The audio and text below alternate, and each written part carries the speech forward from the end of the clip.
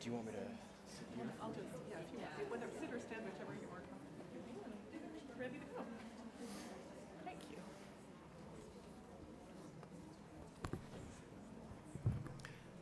Hello, everyone. And I want to welcome you to the second bank of breakouts, and specifically to this breakout session, which is Elder Mistreatment. What does it mean? How should I respond to it? And my name is Lise Betteridge, and I'm the registrar of the college. I'd really like to thank you all for joining us for this session. And this session will be led, no surprise, by Dr. David Burns. So David Burns is an assistant professor at the University of Toronto, Factor Inwintosh Faculty of Social Work, and an affiliate scientist at Baycrest Health Sciences. Dr. Burns completed a PhD at Columbia University School of Social Work in New York City, concentrating in gerontology and advanced social work practice. His research focuses on understanding and preventing elder mistreatment in community and long-term care settings, including the development of basic science, including prevalence and risk factors, problem conceptualization and theorization, developing and evaluating evidence-based interventions, and developing outcome measures that address the heterogeneity of elder mistreatment phenomena. Dr. Burns' research has been published in top peer-reviewed gerontology journals, and he's advised major international organizations as an elder mistreatment expert, including the World Health Organization and US National Institutes of Health. Dr. Burns' interest in elder mistreatment stems from both family experiences in nursing home settings and clinical practice experience with the older adult population. I would like to also let you know that the PowerPoints and then an audio webcast of the sessions will be available on the college website as well, if that sort of influences your ability to focus on the presentations. So without further ado, I would like to welcome David Burns. Thank you. Thank you. So can folks in the back hear me okay? Yeah, okay. And back there? I wasn't expecting the sort of double room here. I gotta kind of walk back and forth here so no one feels neglected. That wasn't supposed to be a pun on today's. Okay, so part of what I wanted to do today was to, in part, kind of provide a bit of education around what this elder mistreatment means. I often get the sense from people that they don't really know what it means. I mean, raise your hand if you think you sort of have a good idea of what it means. Okay, there's a few. Oh, wow. Okay, so you're a very informed bunch. Cover sort of the current sort of data or statistics in terms of what we know about elder mistreatment, and then shift towards sort of some of the things that ought to be, sort of that you should think about when intervening with cases of elder mistreatment. This is a relatively young field compared to other domains of interpersonal violence like child abuse, neglect, intimate partner violence, domestic violence fields. And so there, you'll find that there aren't as many, the literature isn't as big, and there may not be as many answers potentially as there may be in some of these other fields. Okay, so before we get into elder mistreatment, just a bit of a backdrop of sort of the aging population. We often hear about this, right? The aging population. I think these sort of charts illustrate what's happening really well. We go from 1950 over to 2050 on the right side, and you can see that we've sort of moved from like a triangle population age structure towards sort of an inverse of that. And there are several factors contributing to that. Does anyone have any ideas as to why we're seeing this change in structure? Yeah. Less people, yeah.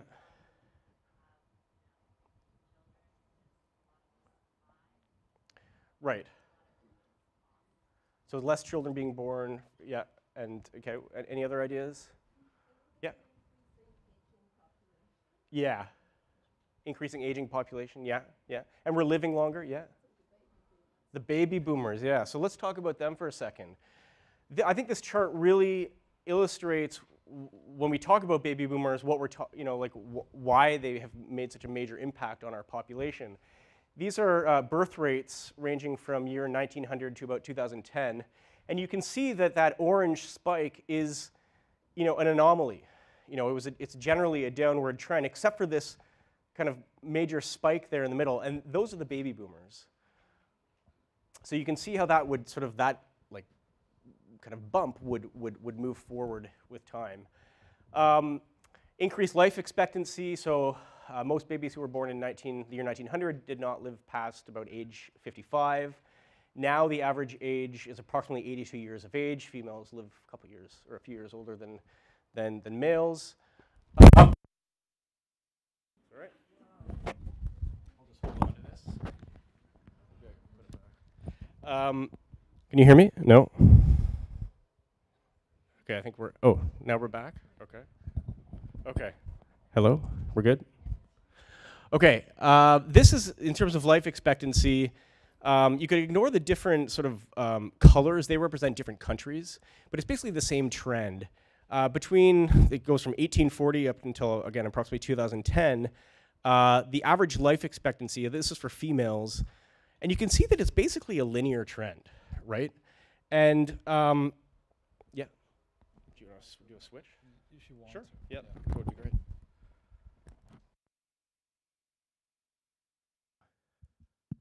Okay, I think we're back. And there doesn't seem to be evidence of it slowing down. And this is something that surprised demographers. For those of you who remember your calculus classes, usually when something like this is approaching an upper limit, you start to see that tapering off towards some like asymptote, right? And really, so one of the questions out there is this going to stop? We don't know, okay? And it's approximately an average increase of 3 months per year, okay, life expectancy. And that's been a pretty constant trend for a long time now. This is sort of globally the percentage of the world's population that's 65 years or older. And you can see that between approximately now and 2050, there's just, the increases are huge. People who are 65 and over, would be a twofold increase, 85 and above, almost a fourfold increase, and centenarians, or people who live to be 100 or older, tenfold increase. Bringing it back to Canada, just briefly here, the blue bars represent approximately the current proportion of the population that's 65 years and older. The red bars represent the proportion in 2036. And across all the provinces, we can see like nearly a sort of a doubling of that proportion. And to bring that right home to Ontario, I want to signal us, to a very important kind of mark in our history as a province. You can see over here this kind of blue line at the bottom, which represents the proportion of the population that's 65 years or older. For the first time in our history, is larger than the proportion of children, ages 0 to 14. So, we're sort of at a critical point here. This is and so why am I telling you all this? What does this mean for elder mistreatment or, other issues that affect older adults? It means that this is just going to become bigger and bigger and bigger, especially given that we have no primary prevention strategies in place to prevent it from occurring in the first place, right? So, and I'll get into the prevalence rates in a second, but 10% of 2 million, 200,000 is a smaller number than 10% of 4 million. So even if the prevalence rates stay the same, which we would expect that they will, the volume of cases is just going to sort of rise and rise. Okay, in general, the literature on elder mistreatment divides the issue into sort of two settings: community settings and institutional care settings. Okay, we've got another technological. We better plug this thing in, or else it's going to.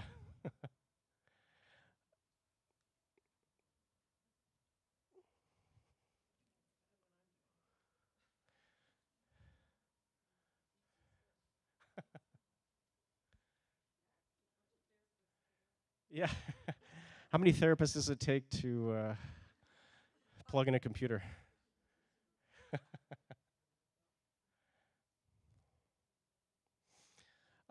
So both in the literature, and I would say even in our policy, they tend to divide things into sort of community settings versus institutional settings. So you may be aware that in institutional settings, long-term care, nursing home settings, and retirement home settings, there's a form of mandatory reporting, for example, of elder mistreatment. But that doesn't exist in the community. Today, I'm going to be focusing on what's going on in the community.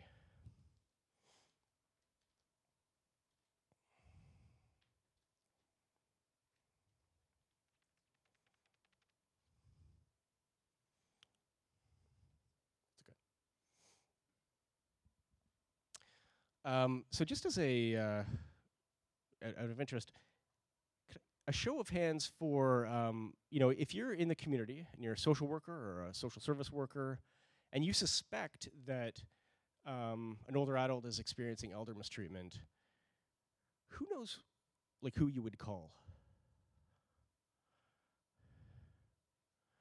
That is, it's shocking, right? So is that a question or is that a, yeah. So there's literally like 1 or 2 hands in the air. Oh, 3, we got a third. Okay, good. 4, back there, 5. Oh, 6, they keep coming. Don't be shy, 7, good. But obviously, it's a very, very small proportion of the people in the room.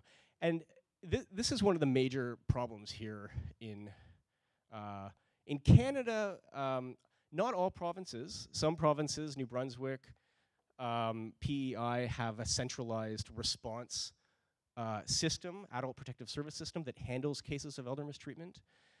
Here in Ontario, we don't have something like that. It's like the Wild West. We don't know what to do. I'm going to tell you what you can do. But even when you know what to do, you're not exactly sure where the case is going to go. This is a big problem here. Oh, here we go. But we'll get to that in a second. Bit of a spoiler there, I guess. Okay, so a definition of elder mistreatment: it's an intentional act or omission that occurs in a relationship involving an expectation of trust, which causes harm or serious risk of harm to a vulnerable older adult or deprives them of basic needs. So in general, there's 5 subtypes of elder mistreatment: emotional abuse, physical abuse, sexual abuse, and financial abuse, and then neglect. There's some key kind of concepts underlying this definition that deserve a bit more attention. What does it mean to be in a relationship that involves an expectation of trust? Essentially, and you can sort of read this on your own time if you'd like, but essentially what we're talking about are either legally or socially kind of expected relationships in which the other person would reasonably be relied upon to protect the older adult's best interests or care. Okay? And so that would include, the obvious ones like family members, but also friends, neighbors, and certainly professionals, like yourselves would be in a position of trust. Intentionality, what this refers to is that it doesn't mean that the consequence was intentional. It means that the initial action or lack of action in the case of neglect was intentional. So it could be that I intentionally shoved my grandfather. It didn't lead to any bruising, but it's the fact that it was an intentional shove in the first place, okay? Why is this? I think it's probably pretty obvious as to why it's important to consider this issue, but it's just some basic knowledge here. It turns out that victims of elder mistreatment are nearly 3 times as likely to die as non-victims over a span of a 9-year period. And similar to other forms of interpersonal violence, it's associated with psychological, mental health issues, poor physical health, at times injury, at times financial loss. It's also a big cost to our system, our society. They have significantly higher rates of hospitalizations, emergency room visits, nursing home placements, and social service and law enforcement costs as well. This is a nice sort of conceptual diagram to sort of understand what is elder mistreatment. So elder mistreatment occurs at the kind of intersection of these 3 concepts: the relationship of trust, the older adult, and the older adult who has some form of vulnerability. I'm not going to spend too much time on this because I want to make sure we have some time for question and discussions. But essentially, some important things to keep in mind is that it does not include the issue of self-neglect, okay, because that doesn't occur in the context of a relationship. It also doesn't include stranger-perpetrated incidents, like a mugging on the street, or financial scams from, the email scams that you get from somebody who lives in a different country. Those are stranger-perpetrated issues. Well, that was done twice. Okay, so what are some of the risk factors for elder mistreatment?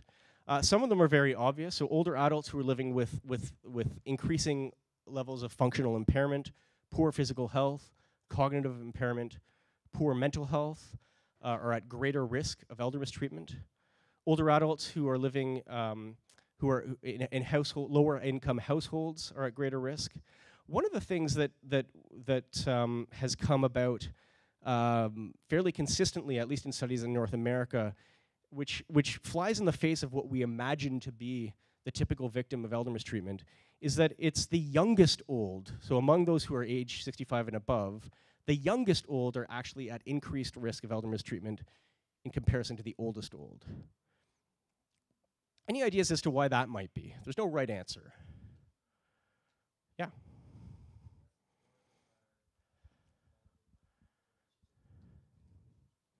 Yeah. So there, more of them would be partnered. Yeah. So there's more opportunity potentially. Yes.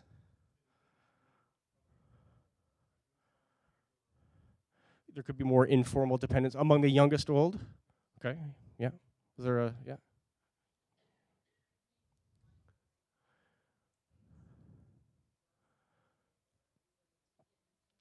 Yeah, there could be some sort of survival kind of like traits or characteristics or supports in place. Yeah, last one.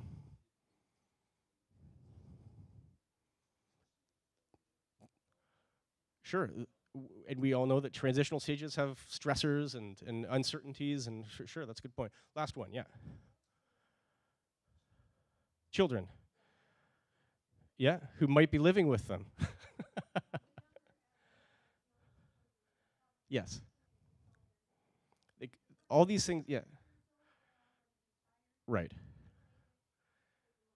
Great points, yeah. So as I say, we haven't figured out, like, but I think all these are very good ideas, potential reasons. So, not surprisingly, older adults with lower social support are at higher risk. Interestingly, older adults who have a history of some other type of abuse or neglect at earlier stages in life. So older adults who experience child abuse or neglect as children, intimate partner or domestic violence in their sort of younger adulthood, are more likely to experience elder abuse. Again, we don't understand the mechanisms behind that. I think it's a really interesting finding, like something to pursue further. What are the characteristics that would place a trusted other at risk of perpetrating mistreatment? So, people with mental illness, substance abuse issues. A fairly common scenario is the adult child who is living with their parents at home for whatever reason, and is resentful, angry, etc. So being dependent upon an older adult for resources, economics. And then another interesting finding that there's growing evidence for is the older adult, the trusted other was abused by the older adult as a child. Which again, I think makes some sense, right? Okay, globally, here are the prevalence rates. So this was a paper that we did for a background report for the World Health Organization, in which we did a sort of a systematic review and meta-analysis of prevalence rates of elder mistreatment around the world. So globally speaking, and it's hard to read those things. Those are the types of abuse across the bottom there. Depending on how you define emotional abuse, it is or is not the most common form of elder mistreatment. Here's the problem. A lot of studies, up until recently, defined emotional abuse as one or more incidents of like yelling, insulting, spiteful behavior, etc. in the past year. The problem with that is if it, a lot of us in this room would be perpetrators of elder abuse, a single incident of yelling with our parents or something like that, right? it's too sensitive, it's not a very good definition. So if you take away those studies and you only include those studies that have some kind of a threshold, like it had to happen at least 10 times, for example, now we find, which I think, now we're in sort of a better, kind of more reliable territory. Financial abuse is the most common, followed by emotional abuse, and then physical abuse and neglect are sort of even, and sexual abuse is lower. If we bring this to Canada / North America, because a lot of the data is from the US until very recently, we see a similar picture. Financial abuse is the most common, followed by, excuse me, neglect, emotional abuse, physical abuse. But when you sort of look at what's the prevalence of elder mistreatment, any type of elder mistreatment in the last year, it says the 1-year prevalence, it's close to 10%. So what that means is that each year, approximately 10% of older adults experience some form of elder mistreatment. That's huge, right? I mean, if we were to find some medical condition tomorrow that had a 1-year prevalence of 10%, it would, there would be a flurry of funding of, sort of crisis, like prevention, all this kind of stuff. So to put those into sort of actual numbers, in Canada, that would mean approximately 475,000 older adults each year. In Ontario, 190,000. And one of the sort of disturbing things about these statistics is that it's actually possible that they're underestimations. One reason is that all of these prevalence studies, including one that I was involved with, did not include older adults with cognitive impairment, dementia. We would assume that those are particularly vulnerable older adults. It also did not include older adults who live in institutional settings, nursing homes. Again, a particularly vulnerable population of older adults. So there's actually reason, and then there's also sort of a general underreporting issue among anyone, but particularly older adults who don't tend to want to report personal issues such as this. Another sort of shocking statistic, and so now we're sort of moving towards intervention, and these are best estimates based on population-based studies, is that only between 4 and 18% of elder mistreatment victims who live in the community ever interface with some form of formal support. So what that means is that the vast majority of victims experience this in isolation. Why would this be the case? Yeah.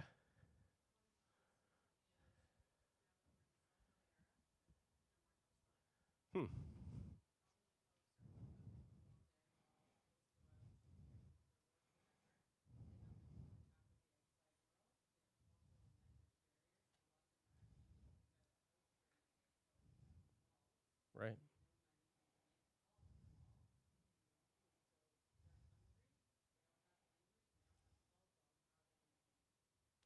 That is a wonderfully comprehensive answer. And actually, I hadn't even thought of that. No landline, right? And they're not, and then they don't have the cell phone. Yeah, great. Any other ideas? Yeah.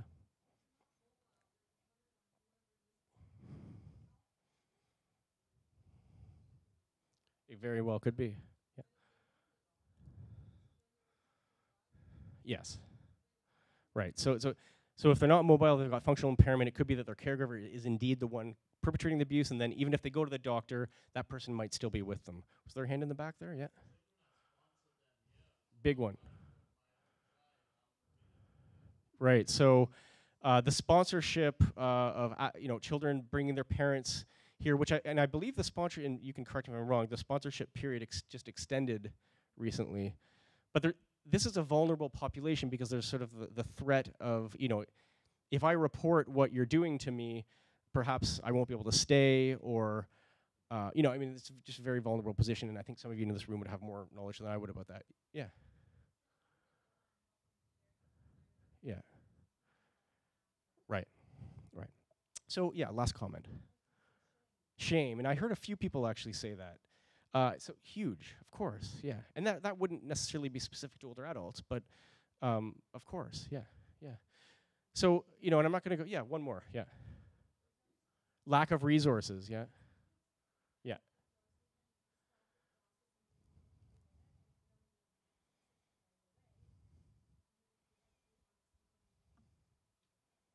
Right.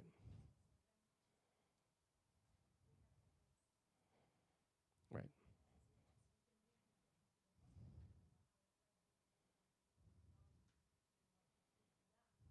Right.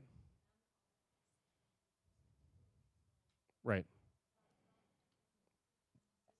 Yeah, and resistance, yeah, yeah. Yeah, and we're gonna get into that in a second. That's a huge one, right? Okay, let's move on. Sorry for those of you who have hands up. Here's, you know, we don't have to go through all these, but a lot of them you've mentioned.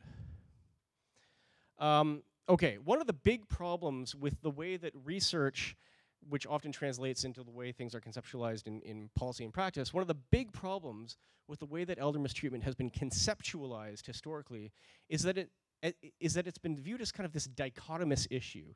It either happens or it doesn't, right? And those of us in this room, I think, given our, you know, kind of our professions, clearly understand that the lived experience of any form of abuse or neglect cannot be simplified into these terms. And it's the same thing with elder mistreatment. So the problem is that this yes category has a tremendous amount of variation, particularly in relation to severity. So what we've started to do is to try to understand, so what is the variation of severity? And I'll show you some interesting findings. So severity can be viewed in different ways. One could be how the subjective perception from the perspective of the older adult themselves. How serious do they think it is? It could also be viewed as the frequency of behavior that is perpetrated against them, or how often it happens. Okay, so some interesting findings here. This comes from a population-based random sample, representative sample. It's good data, okay? And when you look at, and I'm gonna go through a few types of abuse here. These are 106 older adults who reported 10 or more events of emotional abuse from the conflict tactics scale in the last year. So most of us in research would agree, yes, that is elder mistreatment. But when you actually ask the older adult themselves, how serious did you feel it was, you can see here that actually the majority said it's not serious. In terms of categories, the majority said it was at least somewhat serious, but you know, there's a good chunk here that says it's not serious. Same thing when we ask about victims of elder abuse. Most of us would agree that at least one incident, you know, punching, slapping, shoving, etc., is just, you know, would sort of characterize physical abuse. But same thing. We weren't expecting this. There's tremendous variation here in the way that the older adult themselves appraises the situation. Same thing with neglect. These were people who experienced at least 2 to 10 neglectful events in the past year. So I think we need to think about this from the perspective of practitioners, because, you know, we cannot go into situations that involve cases of elder mistreatment as if we know what the problem is, with some kind of arbitrary or predefined sort of assumption or definition of the problem, because it's very much individually defined. What predicted that variation in perceived seriousness? Older adults who lived with the perpetrator and were dependent upon them for care were less likely to see it as serious. When the victim was a child or grandchild, offspring, they were less likely to view it as serious, right? I think that makes sense. And interestingly, female victims of neglect were more likely to appraise the mistreatment as less serious. We can talk about the interpretation of some of these at the end, but I want to kind of get through. We can also look at severity in terms of objective indicators. So the frequency with which elder mistreatment occurs to a given older adult. And I'm just going to skip this. But as we go across each type of mistreatment, we see that there is tremendous variation in the frequency with which they experience, in this case, emotional abuse, neglect, and physical abuse. What predicts that variation in severity? Again, we see this younger age showing up, that the youngest old are more likely to experience more severe forms of mistreatment. The biggest predictor was that those victims who lived alone with their perpetrator were more likely to experience more frequent, more severe abuse or neglect. I don't think that's a shock probably to anyone. But what was interesting about that finding, conceptually in the literature, it's always been viewed that any kind of shared living arrangement is associated with an increased risk of elder mistreatment and, by extension, more severe forms of mistreatment. As it turns out, as the previous slide showed, it's really only those living arrangements where they live alone with the perpetrator. In those households where there was also the presence of non-perpetrators, so the perpetrator was there, but there were other people as well, that had a buffering effect in that there was no difference between that situation and the least risky situation where the person lives without anyone. So, I mean, it's something to think about in terms of intervention. Often, the majority of the time, when we're intervening on these cases, the older adult does not want to move, relocate themselves. They often also don't want to kick out their perpetrator, right? It's usually a son, a grandchild, a spouse. That's not what they want to do. It's possible that there's an alternative living arrangement intervention here where you add others into the household. Yeah. The youngest old. In general, it would be either 60/65 to 75. Sometimes older adults are defined as 60 and older, and sometimes 65, but up to 75. The middle old is generally 75 to 85. Oldest old is 85 plus. Okay, so I hope that I've made a case here today to sort of begin looking at this in terms of like existing along a continuum of severity. I think it also kind of coincides with the way that clinicians, social workers, social service workers deal with the problem clinically in the community. We're not usually trying to move a case from like a yes category to a no category. That's just not how this works. And I'll get a little bit more into that in a second.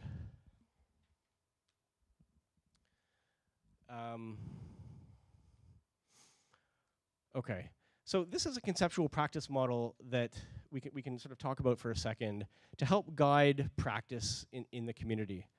And for those of you who've been away from school for a while, you're going to forget some of these obnoxiously big words at the top here in terms of some of the theories that guide this practice model. But postmodernism, constructivism, the idea here is that within this practice paradigm, we have to accept multiple realities. We have to accept that the older adult victim across cases defines the problem differently, and more importantly, they define what success means very differently. It's not as if mistreatment is some sort of thing that happens to you that can be like applied to every person. It's very much a constructed experience. We don't often talk about it in these terms, but really, when we're intervening with cases of elder abuse, we're working from a harm reduction model. Meaning that it's actually very rare that you'll come across an older adult victim of elder abuse and they'll say to you, you know what? I want to completely eliminate the risk of this ever happening to me again. Because what that would mean is that they're severing the relationship with their perpetrator. With a son, a child, a grandchild, a spouse, etc., some trusted other in their life. What's much more common is that they are seeking some individualized, self-constructed solution that will continue to carry risk of re-victimization, but that you're working with them to provide some level of safety, safety plans, increased social supports, access to services, this kind of stuff. I forgot to mention some of these kind of key tenets at the top here. Unlike child abuse services, unless the older adult lacks capacity, this is voluntary. Right? So we're not talking about a situation where you can force somebody to be involved in the helping process. And so you're at the forefront of your mind, you're always thinking about that because you don't want to lose them. And actually, dropout, underutilization of services is a major problem. So if you just sort of go in there guns blazing with some like predetermined solution in your head and kind of intervention path, there's a good chance you're going to lose them. And that's obviously not a good scenario. The other big one is self-determination. Older adults obviously have the right to self-determination, autonomy, meaning that they have the right to construct what they believe is an appropriate version of success to them in terms of treatment outcomes. This is a very difficult thing for a lot of workers, balancing that kind of instinct and professional kind of tendency towards wanting to, increase safety versus respecting the older adult's right to self-determination. It becomes very clear that in the course of doing this work, those kind of relationally based practice skills become very important. Engagement, the therapeutic alliance. Why would an older adult be willing to kind of potentially turn their life upside down or confront, difficult family dynamics if they don't trust you? If they haven't had an opportunity to know that we're on the same page here. We've kind of constructed mutually agreed upon goals, expectations of what those goals will mean, etc. Any questions about this? Yeah. Okay. Do you want I had a case where, in my perception, the lady was definitely being emotionally, physically abused, kept in an upstairs room with blanket on the window, no access to a bathroom. And I found dried toast in her bed when I went to the home. She was sick, so therefore didn't know whether her literacy or lack of literacy was due to her illness or cognition. But the family did not agree to meet with me to discuss the situation. And so I went to the public guardian and trustee. They appealed my decision, and we went in front of the board. And the patient was there in a wheelchair. And they ask, where do you want to live? Do you want to live at home with your family, or do you want to live in a nursing home?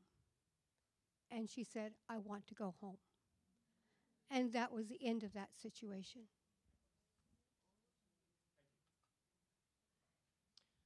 Yeah, so you brought up another point, kind of why do victims not tend to come forward? There is that fear that if they do, they will be placed in a nursing home. Yeah.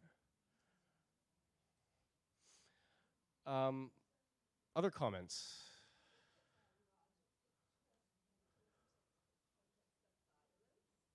Yeah.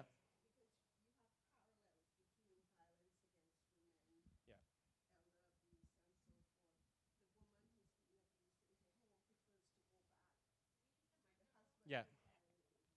So the comment is that there's parallels here with the domestic violence kind of world in which the woman often chooses to go back to the home as opposed to living in a shelter, for example. Right. Okay. Okay. So we'll kind of move forward. Yes.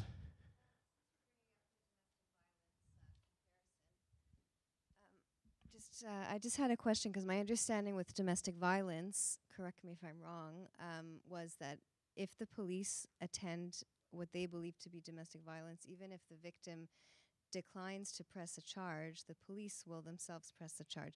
So I'm just wondering, how does this carry over to elder abuse? So the question is and I believe that's protocol, is it not? In domestic violence, the police show up. Even if the victim doesn't want to press charges, the police will press charges, right? And it could be that it gets dropped later on down the road, but there are charges pressed. To me, so that does not happen in elder abuse. And to me, like, this is just my personal opinion, it should not. Again, the more I do this research and kind of, I'm involved in different states in the US and trying to kind of construct response system plans, the more you learn that when you talk to older victims of elder abuse, often the most important thing they want is to get the perpetrator help. And so, so you begin to ask this question, what does justice mean to a victim elder restraint. Again, this is just in my experience. It rarely means I want to prosecute my perpetrator. I want them to go to jail. Things that we might be more used to in sort of the domestic violence, intimate partner violence kind of world, or even potentially in child abuse and neglect worlds. And sometimes we in the elder mistreatment world get backlash from those in the domestic violence world for saying these kinds of things. But honestly, I mean, you have to remember, again, it's voluntary. You start sort of pursuing these punitive paths, often they will simply drop out. And then you've sort of silenced them because they're not likely to come forward again in the future. I'm happy for people to disagree with me, by the way. The interesting thing about this is that we're at an interesting place in the development of our response system here in Ontario because there's not much there. And so we have an opportunity to sort of develop a system with some of these questions in mind and to try to get it right. I thought elder abuse was a criminal offense. Don't we have a duty to report, like child abuse? No? No, thank you for bringing that up. So, what's that?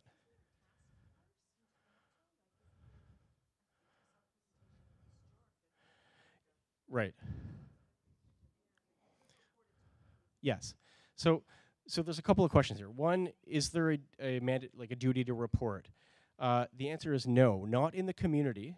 There is in sort of nursing homes, long-term care settings. Okay. I'm eyeing my chief of practice up at Bake Trust here. That's correct. Yeah. But not in the community. What was the other issue? Oh yeah. And so yeah. So the typical response, if you suspect, earlier I was saying who knows who to call, the typical sort of phone call you would make would be to the police. And especially in some regions, they have sort of specialized officers who concentrate on the issue. And you can do what are called community safety checks. There's another, do you have another point? Yeah.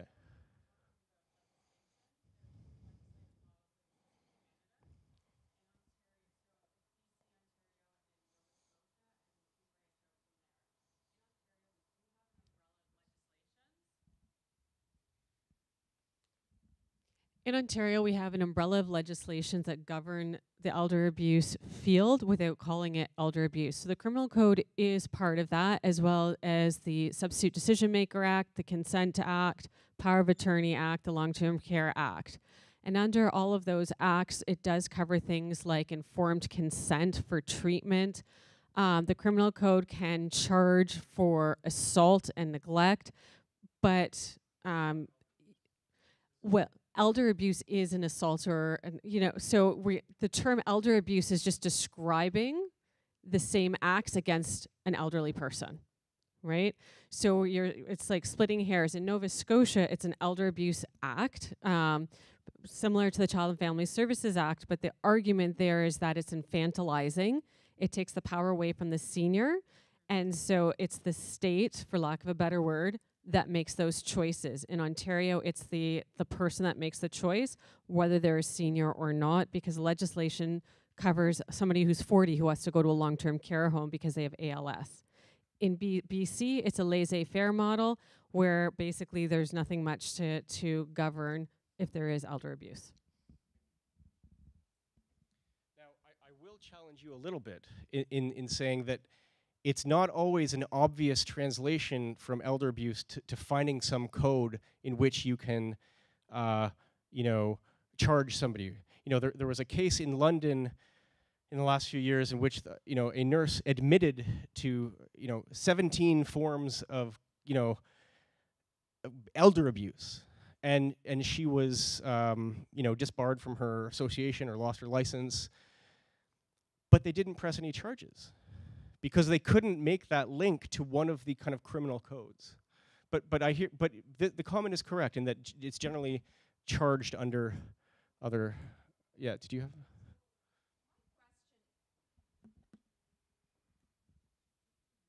My question is to bring it to reality on the day-to-day work that we do with clients is around incapable older adults. And so generally what we do is we call public guardian and trustee to investigate. And they don't take the cases. Like, unless it's a real, like, horrible, horrible situation, they say thank you, but no thank you. What do we do with those kinds of situations? Is there anything where the actual client is incapable? As a social worker. So thank you. Understanding in communication with somebody who's been doing this work for a long, long time in Toronto is that you would be calling the police, and particularly if there is a specialized unit or officer that deals with these cases. If you don't want your identity as a reporter to be known, you can call Crime Stoppers. Yeah. And there's also a senior helpline. Just another comment, another layer of the system between police and OGPT is CCAC. CCAC will open a chart if, for case management only, they try to find a reason to go in to be eyes and ears, right? It's tricky. The patient has to consent, but they can do it very delicately. There's also ACE, Advocacy Center for the Elderly, elderly abuse.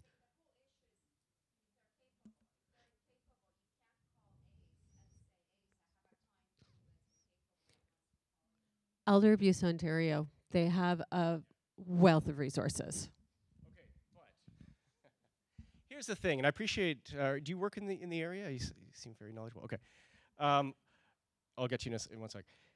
I think this discussion kind of, to me, really reflects the state of our system, like our response system. You know, even among us that have an idea, like the services are kind of fragmented. It's not obvious. There's so Elder Abuse Ontario has a senior safety line. There's also this other kind of senior support line. There's the police. There's Crime Stoppers. You know, we need to do better than this. Yes.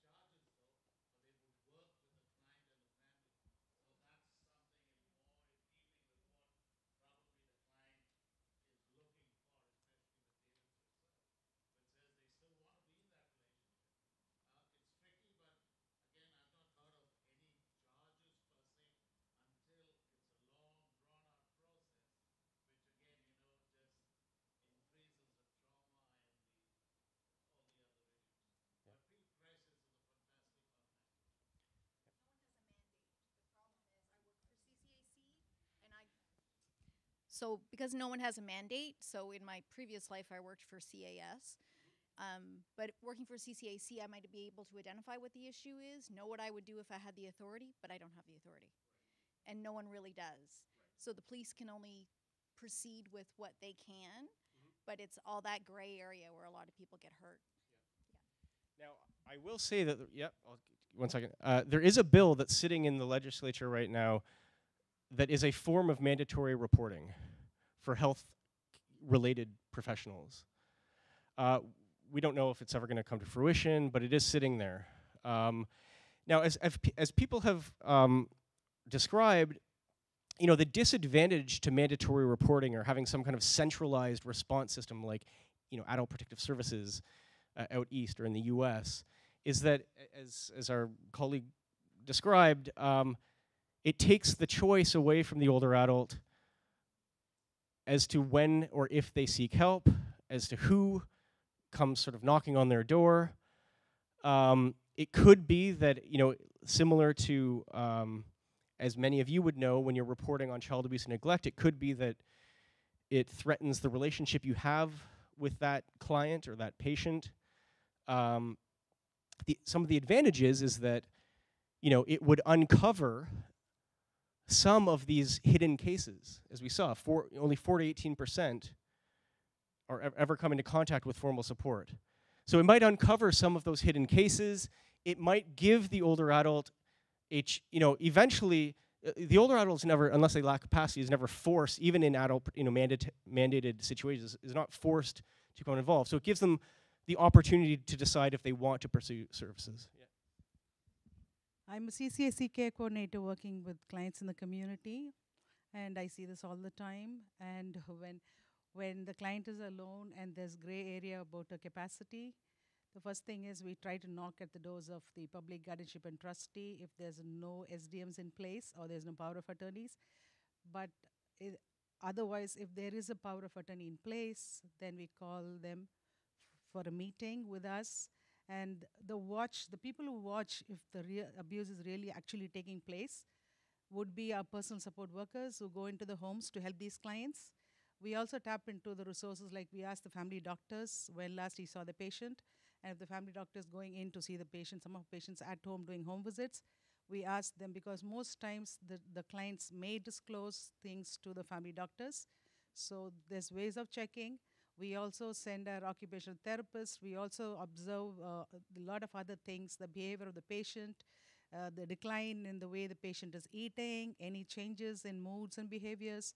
And we do frequent visits. Coordinators do frequent visits, plus personal support workers go in frequently. We increase our care services. We coordinate with elder abuse, with the ACE. We have a lot of people going in to watch. We get them into the GAIN clinic to assess the capacity of the person. There's a lot of things we check as care coordinators when we go into the community to see our patients. So most times we are able to pick up what's going on.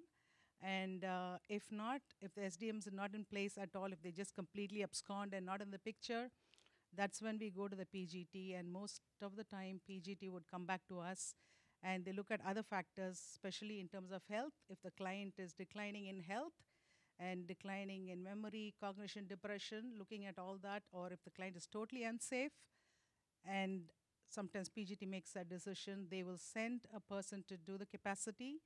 They pay for it, and they do the capacity of the client patient, and then they will do the application with us with CCAC, and they sign off on the application. And most times we will do a crisis.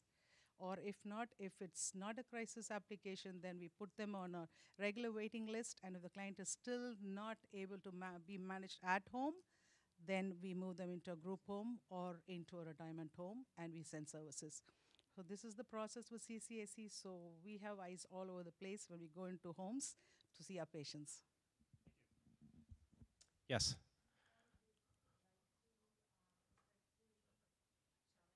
Okay.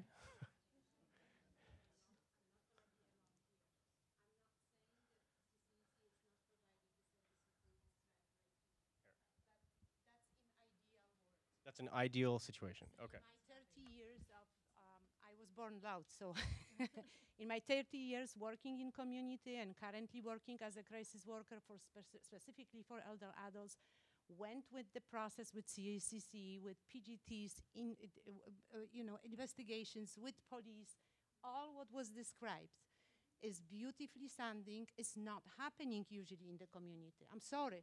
There is roadblocks on all the systems and all the process that my predecessor described. Okay, it's not happening, and even when it will happen like that. Let's say this is ideal situation. It happens exactly like that. There are eyes.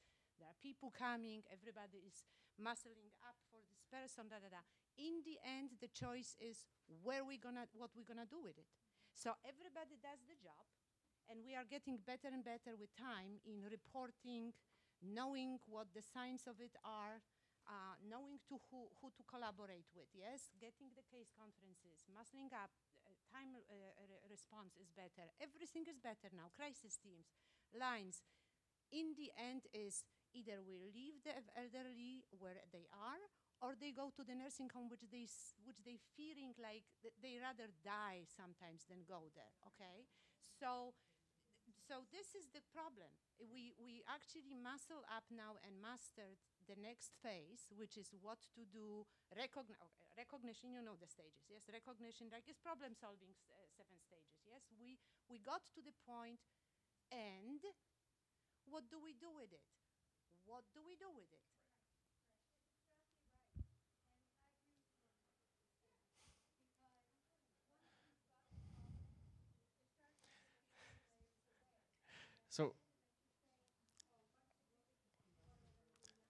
So look, I'm going to bring us back in here because I appreciate these comments, and I think, you know, again, I think it reflects some of the, you know, the state of where we're at. I think that probably some agencies are perhaps better than others in terms of responding and all this kind of stuff. And we've only got a few minutes left. So I actually think the rest of these slides are pretty obvious, but obviously we can't take like a manualized approach in terms of responding to this issue. More often than not, this is the sort of what it looks like across cases. Very different, what's that? One sec. Very different kind of intervention paths, very different needs across cases. Sometimes two different cases may share a given need, but more often than not, the cases are more different than they are similar. And we can't take this approach, and I've covered this already, you know, the top line of Rubik's Cubes, you know, the assumption that the target outcome, what you're working towards, is the same across cases.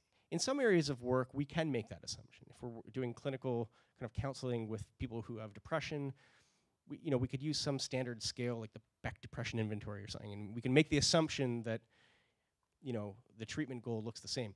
We can't do that with cases of elder mistreatment. We know that what success means to a given older adult is going to look differently across cases.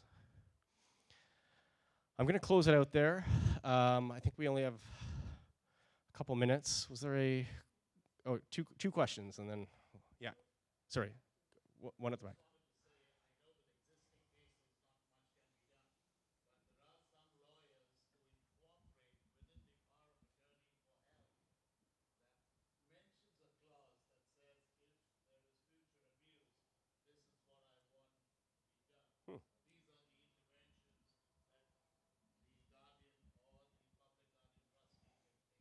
I didn't know that. That's interesting. So there's like an advanced care planning.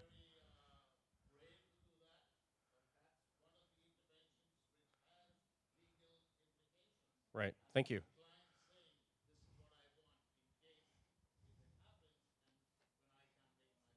Thank you. And last comment.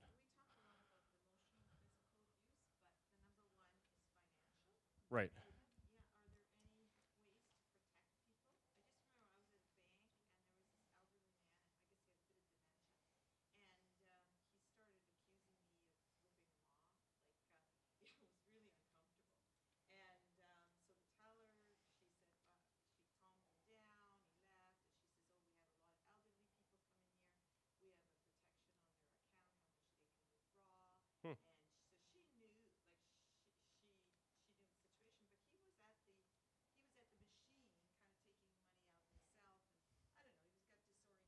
Right.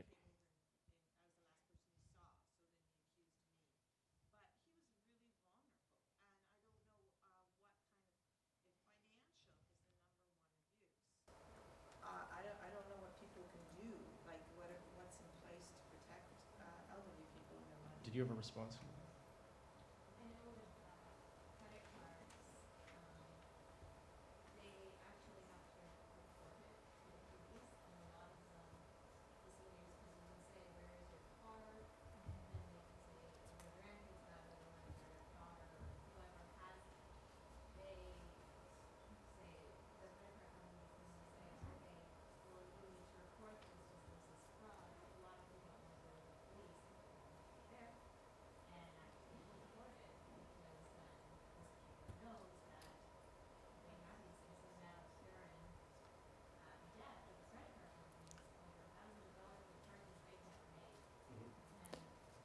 I'm just wondering if you could maybe quickly summarize that comment. Sure. Okay. Yeah, I mean, to answer your question, I think we're still trying to figure out like what, you know, in terms of interventions, there's very little evidence base right now for like how to effectively intervene. This is something that we're going to have to leave and keep thinking about. Mm-hmm. And I think actually your reference to evidence-based is such a great segue into thanking you, David, for this excellent presentation, because much as it might be nice for us to bring together a complex issue like elder mistreatment into a 1-hour session in AMED, and I think that that would be an impossibility and really not part of why all of you are practicing social work and social service work. It's the complexity of issues like this. And I want to thank David for an excellent presentation that clearly got everybody thinking about how challenging this issue is. Good. And the interaction possible in a large group of people like this it was really striking about it as well. There's a lot of interest generated, a lot of discussion and challenges, which is very difficult to do in a group like this. So thank you so much for making us all feel that we were in the best class ever. And hopefully there's some good changes to come as we move forward in this area. This is a small token of our appreciation on behalf of the college. Thank you very much, David.